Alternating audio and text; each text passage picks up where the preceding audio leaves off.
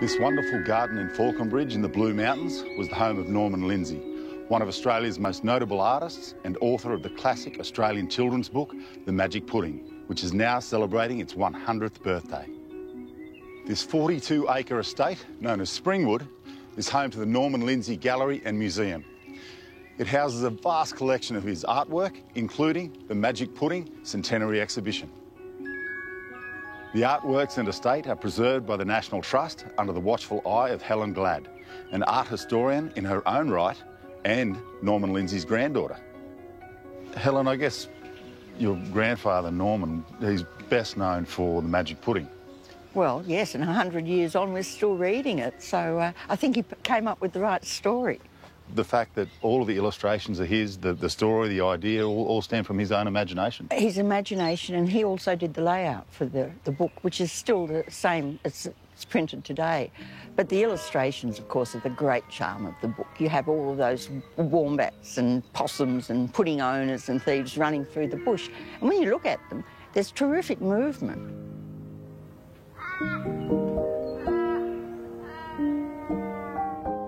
Helen, it must have been a lot of fun spending time here as a kid.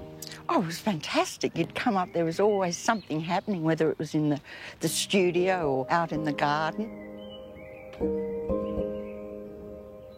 There were secret places everywhere that we could disappear to, as long as it wasn't too far. But there was certainly a place where you could go and pick flowers and find a place where you could be quiet and enjoy it. And Norman was the kind of grandpa he never treated you as a sort of nuisance, as long as you had something interesting to say that he was interested in. And fortunately, we shared the same love of ancient history. So I had wonderful times up here, terrific memories. Silas Clifford Smith is an artist, gardener and historian. He also worked here as a gardener for 5 years and wrote the notes on the garden for the National Trust. A lot of people know about Norman Lindsay, the artist, but not many people know that he was also really passionate about his garden. Yeah, I mean, he loved this garden. He came here in 1912, and I think he wanted to create a big Arcadian landscape park. What are some of the areas in the garden that you can look at it and say that that's Norman? Well, I mean, I think very much so. As soon as he came here, he started to build his trademark sculptures and pots and urns and things around the garden. Slowly, they started to be peopled all round the property, so they were seen from windows in the house.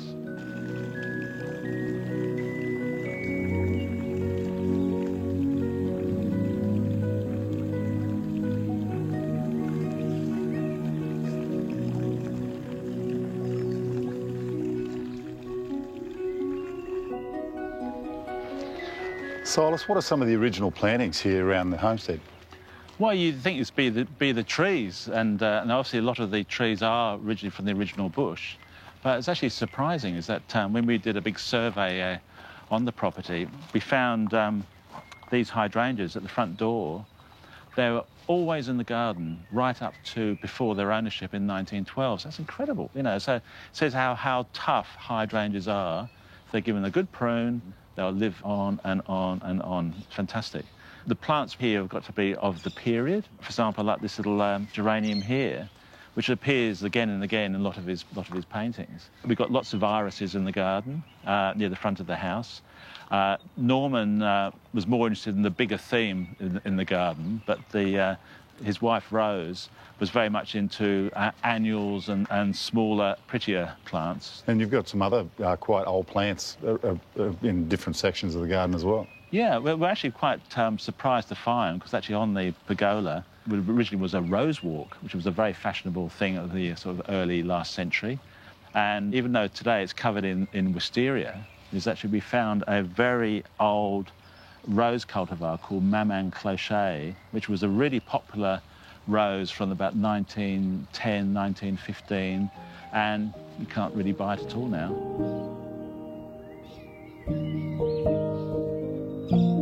This is one of my favourite spots in the garden because it's hidden away and you can sit below one of Norman's sculptures on a seat he created, the bush behind us, and these huge magnolia trees, which he actually used in many of his paintings as a background. And they look like they've been here for quite some time. It gives you that really nice, enclosed, safe feeling too. Well, I think every garden should have a secret spot, don't you think?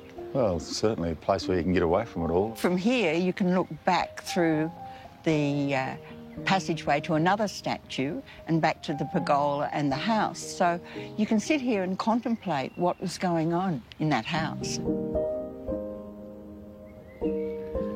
Norman Lindsay spent many hours designing, building, planting and generally tinkering with this incredible garden. And the grounds are so faithful to Norman's time here, it's hard not to imagine him walking these paths, working on a sculpture or sitting in a shady corner sketching. He planted trees and hedges, built dry stone walls and paths, made flower pots and urns, but from this inspiring place sprang the animal characters and mythical creatures of his now famous writings and artworks.